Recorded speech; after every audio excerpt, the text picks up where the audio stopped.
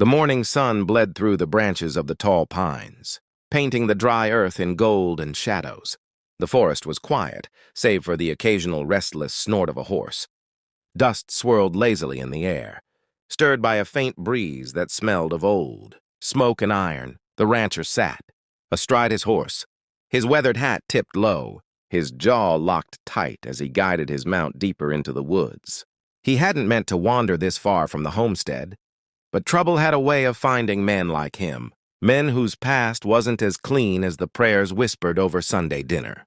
He reined in sharply when he heard it, something between a moan and a whisper, carried faint but steady. It wasn't the cry of an animal nor the rustle of wind. It was human.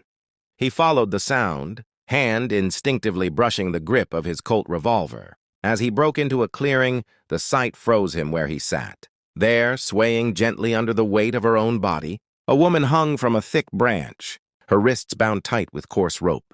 Dirt streaked her face, blood clung to her torn clothes, and yet her eyes still, burned with something fierce, something more alive than the broken body that contained it. She wasn't dead, not yet. She lifted her chin as he approached, her lips trembling but firm. "Please," she whispered, her voice raw as leather dragged across stone. "Just make it quick." The rancher dismounted slowly, boots crunching dry grass, his horse shifting uneasy beside him. He had seen killings before, executions, hangings ordered by law and lynchings driven by rage. But this was different. This woman wasn't asking for justice nor mercy. She was asking for an end, swift and certain.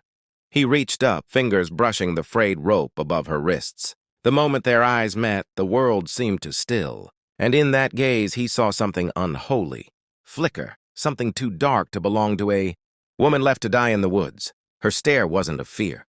It was a dare, a challenge, the kind you only got when you looked straight into the devil's eyes.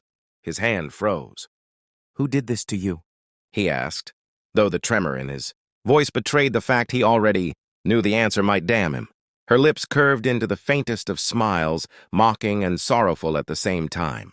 "The same men that own this land, and everything that crawls on it." The rancher's stomach twisted. He had worked cattle drives for those men, taken their pay, drank their whiskey, but never had he seen the true face of their power until now, dangling from a tree in the middle of nowhere. The ropes creaked as she shifted, her strength failing. "Well, cowboy," she rasped, "what's it gonna be? Leave me, cut me down, or put me out of my misery." He drew his knife, but hesitation coiled like a rattlesnake in his chest. What if she wasn't just a victim? What if cutting her loose loosed something else into the world? Something no bullet could stop? The woods seemed to tighten around him, shadows stretching long and dark. His horse stamped nervously, sensing danger in the air. Somewhere. A crow cawed, and the silence that followed pressed on him like a coffin lid. He swallowed hard, gripping the knife tighter. "Devil or not," he muttered, voice low but certain, "no one deserves to hang like this." And with one swift slash, the rope gave way. She collapsed into his arms, heavier than he expected, her body trembling but her eyes never leaving his. "You've made your choice," she whispered. And in that moment, the rancher felt the first chill of a storm that hadn't yet broken. The woman's weight was awkward as he lowered her to the grass, but she steadied herself on her knees, pulling breath into her bruised lungs. The rancher knelt beside her, still gripping the knife, though he wasn't sure if it was for her protection or his. The forest seemed alive now, whispering, watching. He glanced around, but nothing stirred beyond the line of trees. "You're safe now," he said, though the words felt hollow, as if spoken to convince himself rather than her. Her laugh came out broken, jagged like glass grinding against stone. "Safe? Cowboy, you don't even know what you've done." She lifted her head, and for the first time he saw her eyes clear in the morning light. They weren't the eyes of a beaten woman. They were fire, unending and merciless, a furnace that seemed to look straight through him.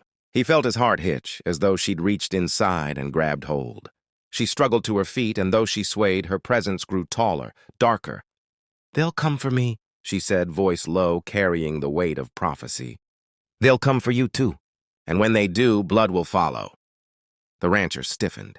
He thought of his ranch, his cattle, the small, quiet life he was trying to build away from the sins of his past.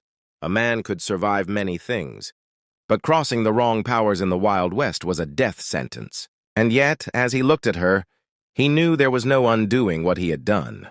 He had cut the rope. He had chosen. She began to walk, slow but steady, out of the clearing. He followed, unsure if he was her protector or her prisoner. Each step they took, the woods seemed darker, the shadows thicker. The rancher's hand hovered near his gun. But some instinct warned him. Bullets wouldn't matter against what she carried. "Tell me what you are," he demanded finally, his voice hard as flint. She stopped, turning to him, her smile thin as a knife's edge. "I am what men fear when they close their eyes at night. I am the debt they cannot pay, the hunger they cannot feed. You, cowboy, you just gave me back my freedom." His mouth went dry. For a moment he wanted to draw, to fire, to end whatever curse he had unleashed. But something in her gaze rooted him to the earth, paralyzed by a power older than law or steel. She reached out, fingertips brushing his chest, and he swore he felt fire burn beneath his skin. "You'll ride with me now," she said softly, a command hidden in her tone. "And together, we'll see how much blood the earth can drink before it's satisfied." The rancher's horse shrieked, rearing back, refusing to follow. Birds burst from the trees in a black cloud, the sky dimming though the sun still hung above. He knew then that his life was no longer his own. He had cut her down, and in doing so, had bound himself to whatever fate she carried. He swallowed hard, forcing his boots forward, following her into the trees, into the unknown.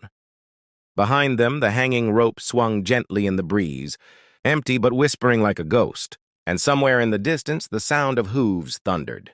Men were coming. Whether they were men of flesh or demons of fire, he couldn't yet tell. But he knew this: the West was never kind, and the devil always rode with a smile.